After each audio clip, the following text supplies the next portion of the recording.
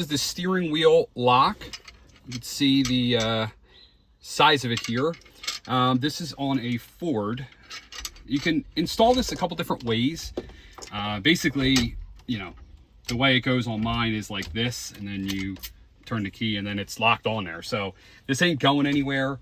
You got the 2 hooks down here and the 2 hooks up here. It does come with 3 keys. All right. To lock it, you can see you just basically lock it with the key and you pull it out. When you want to unlock it, you put the key in, turn it, and it unlocks. The key basically stays in there. You can throw this in the back of your truck or car.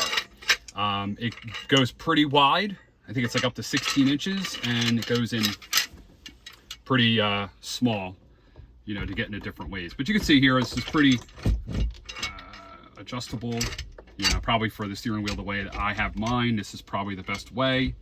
You want to kind of open it up as much as you can, hold it, and then lock it. So that's the way it looks. And it comes off real simple. It's got this nice big like rubber thing on the end. This is just in case you hit your windshield, you know, when you're taking it off. It's got rubber everywhere, which is really nice because you're moving this thing around your car and you hit anything, most likely you're not going to damage it because it's got rubber all over it. So there's no exposed metal where you're going to scratch anything like or anything like that. So I really like that.